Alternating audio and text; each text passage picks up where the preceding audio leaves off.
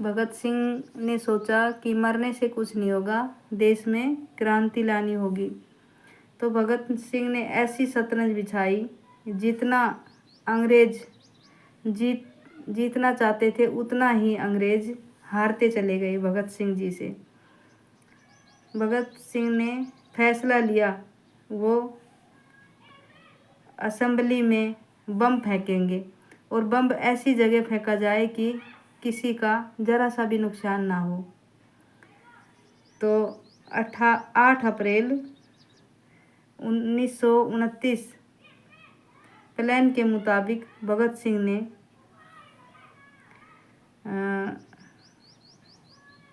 बटकेश्वर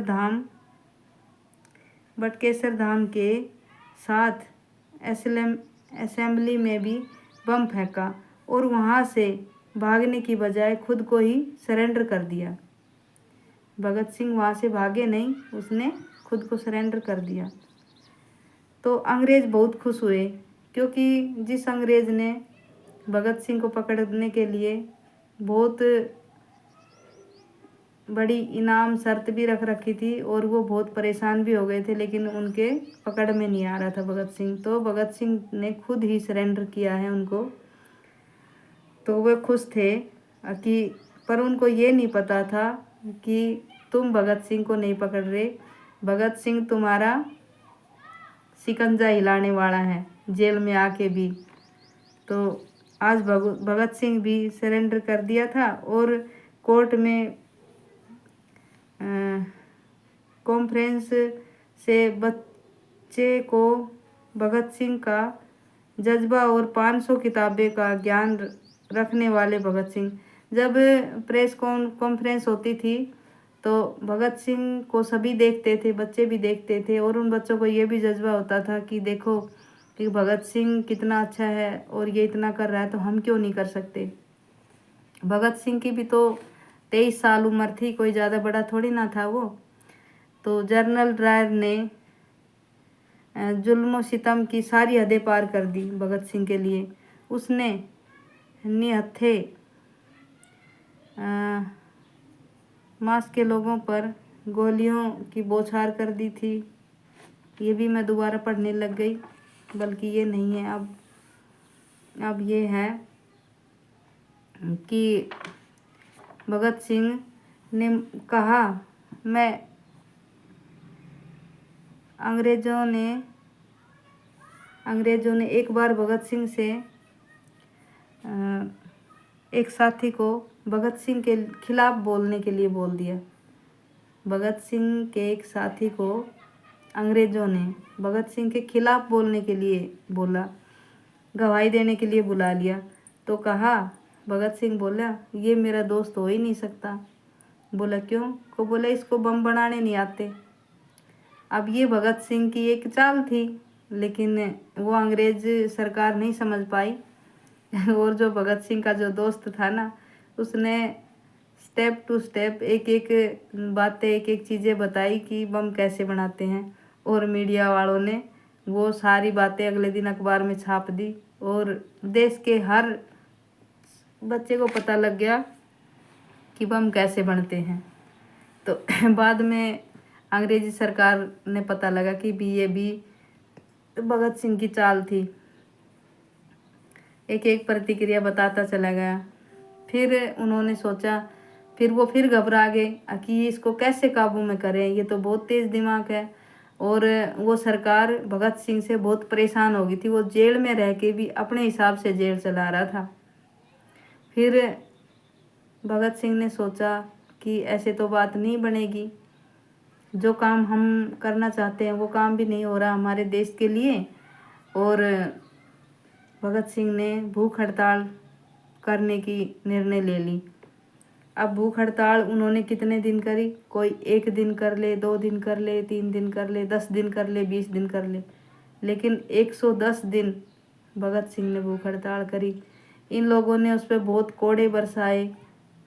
सुन लो भाई और बहनों, कितनी यातनाएं झेली थी भगत सिंह ने अपने देश के लिए। और उनको बहुत पीटते थे, ज़बरदस्ती पानी कई कई दिन पानी नहीं दे रहे थे कि देखो ये किसी तरह भूख हड़ताल तोड़ दे, लेकिन उसने भूख हड़ताल नहीं तोड़ी। उनके नाक में नलकी लगा के खाना पहुंचाने की कोशिश कर रहे थे, लेकिन फिर भी उन्होंने हिम्मत नहीं हारी। और भगत सिंह, सुखदेव, राजगुरु भगत सिंह ने कहा हमें फांसी नहीं, गोली से मार दो।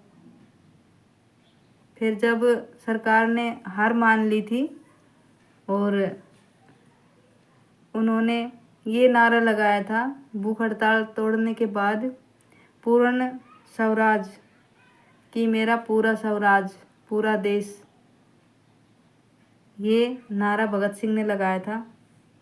फिर भगत सिंह को फांसी की सज़ा सुनाई, और फांसी की सज़ा इसलिए सुनाना चाह रहे थे कि इनको फांसी देके इनसे छुटकारा मिल जाए, क्योंकि भगत सिंह नई नई योजना बना रहा था, बहुत दिमाग वाला बंदा था।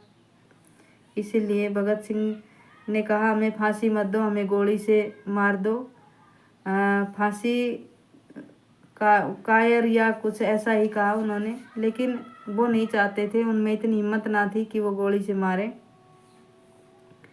तो फिर उनकी माँ पहुंची, जब फांसी की सज़ा सुना दी तो भगत सिंह की माँ उसके पास गई, तो माँ की आंखों में आंसू थे। और माँ ये सोच रही थी कि जिस बेटे ने ये सोचा था कभी कि माँ तेरे लिए बहू लेके आऊँगा, तेरे को काम नहीं करना पड़ेगा, और जो माँ भी ये सोच रही थी कि मेरे बेटे के सिर पे सेहरा सजे, शादी हो। सभी माँ बाप सोचते हैं भाई जवान बेटे के लिए, ये उसका देखने का सपना था।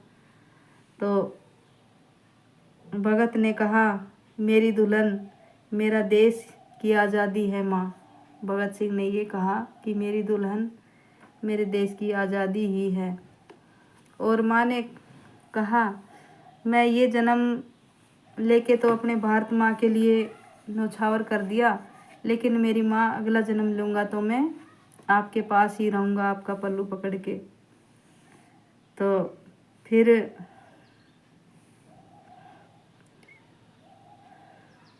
भगत सिंह ने अपनी माँ से कहा कि माँ मेरी लाश लेने के लिए तुम मत आना, क्योंकि भगत सिंह की माँ रो रही थी। देखो हर माँ का बहुत दुख होता है। आज भले ही हम भी एक माँ हैं भाई, बहुत दुख होता है ऐसी जब कहानी हम सुनते हैं अपने वीर सपूतों की। तो माँ से बोला मेरी माँ मेरी लाश लेने आप मत आना और कुलवीर को भेज देना। अगर तुम लाश लेने आई और इसी तरह रोई तो देश कहेगा देखो बलिदानी भगत सिंह की माँ रो रही है, ऐसा उन्होंने कहा। और ये गुस्सा अंग्रेजी हुकूमत से संभाले न संभल रहा था। भगत सिंह के डर से अंग्रेज़ों को फैसला लिया कि इतिहास में पहली बार अंग्रेजी हुकूमत के चेहरे पर कालीन थी। एक ये फैसला लिया उन्होंने पहली बार कि जो फांसी का समय दिया गया था 24 तारीख, लेकिन उन्होंने वो फैसला बदल के फांसी का समय 23 मार्च 1931 और शाम 7 बजे फांसी की सज़ा सुना दी थी।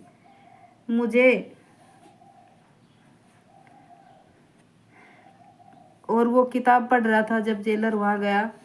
जब उन्होंने सज़ा सुनाई तो जो जेल में मौजूद था वो कहने लगा कि सर फांसी की सज़ा तो कल है, लेकिन आप आज क्यों कह रहे हो?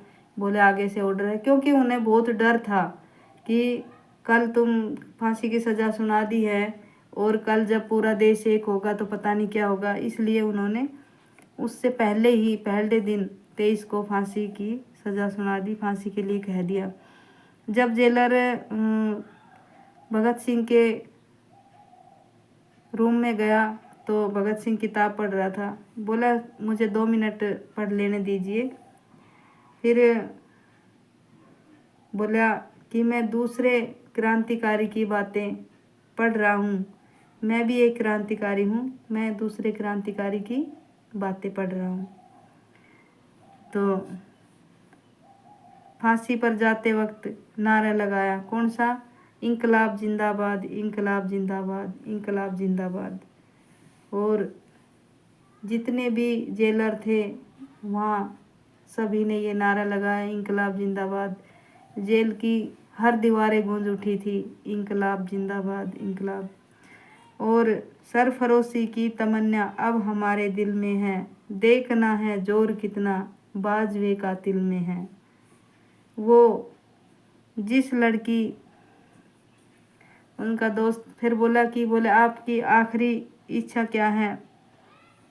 तो बोला कि हमें हमारा हाथ खोल दिया जाए ताकि हम तीनों भाई तीनों दोस्त गले मिलना चाहते हैं। उसका दोस्त हंस रहा था कि देखो, जिस भगत सिंह के आगे पीछे लड़कियां हुई रहती थी, मैं इसको बचाता बचाता घूमता था, जो ऐसे चुटकुले बोल दिया करता कि जिससे मुर्दा भी हंसने लग जाए। आज हंसते हंसते वही शहीद भगत सिंह फांसी के लिए तैयार है। और ये ब्रिटिश सरकार, अंग्रेजी सरकार देखती कि देखती रह गई कि देखो, फांसी लेते तो हमने बहुत देखे, लेकिन ऐसा कोई नहीं देखा जिसने उनके बिल्कुल भी ऐसा सिकन ना था कि आज हमें फांसी हो रही है। उनकी आंखों में चमक थी। ऐसे शहीद भाइयों को सत सत नमन है। नमो बुद्धाय, जय भीम। वीडियो पूरी देखना, लाइक शेयर करके बताना।